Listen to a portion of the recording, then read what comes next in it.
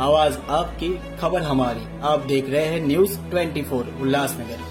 गुरुवार को आजाद मैदान में महाराष्ट्र सकल गोपाल समाज की ओर से एक दिवसीय लक्षणीय उपोषण का आयोजन किया गया। इस आंदोलन में बड़ी संख्या में गोपाल समाज के लोग उपस्थित होकर अपनी प्रमुख मांगों को लेकर आवाज बुलंद की।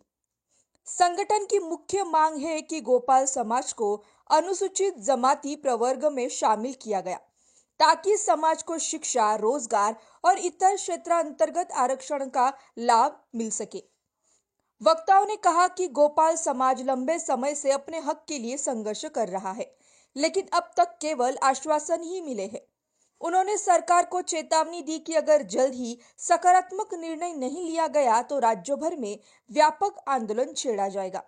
मंचों पर उपस्थित नेता और पदाधिकारियों ने एकजुटता का संदेश देते हुए समाज के हक और अधिकारों के लिए संघर्ष जारी रखने का संकल्प व्यक्त किया।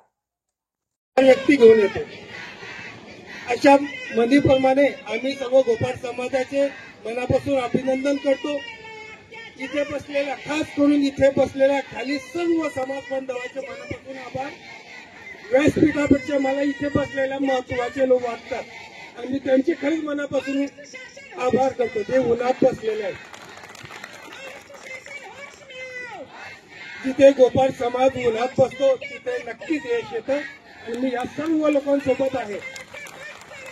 मी सावलीत भाषण देतो ते फक्त एवढ्या पुरता, पण उद्या चालून उन्हात सुद्धा मी तुमच्या सोबतच राहणार आहे, कारण समाज पुढे त्या समितीमध्ये जर काही निष्पन्न झालं, खरोखरच तुम्हाला आम्ही मागास वाटलो तर आम्हाला सवलत तुम्ही एसटीची द्या आणि आमचा उद्धार करा। बांधवांनो, आईकडे मुलगा रडला नाही तर आई त्याला दूधही पाजत नाही। इतक्या दिवस आपण झोपलेलो होतो, अंधारात होतो। आता आपण बाहेर निघलो, अंधाराच्या बाहेर निघलोय आणि या अंधाराच्या बाहेर निघाल्यानंतर आपल्या 10-20 कार्यकर्ते, समजदार मुलं, नेते आपले आहेत। याच्यासाठी मित्र प्रत्येकाने पाळलेल्या ज्याला जी मन करता येईल, त्याचा शिक्षण दर्जा मोठा असेल त्याने त्याच्या खालच्या लोकांना समजून सांगावं, हो त्याला शिक्षणाचा दर्जा काय त्याला मोठं करावं। प्रत्येक गोपाळ मोठा करा आपलं। आणि या ठिकाणी हा लाक्षणिक उपोषण ज्यांनी अथक परिश्रमातून आयोजित केलं असे आमचे बांधव सन्माननीय अशोकराव धनगावकर, दुसरे आमचे बापू,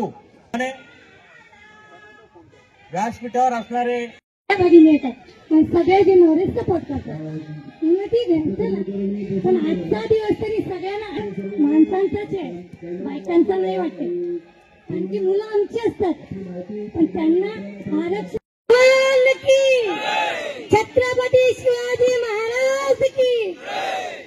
धन्यवाद। आज फक्त मला बंधूच म्हणाला।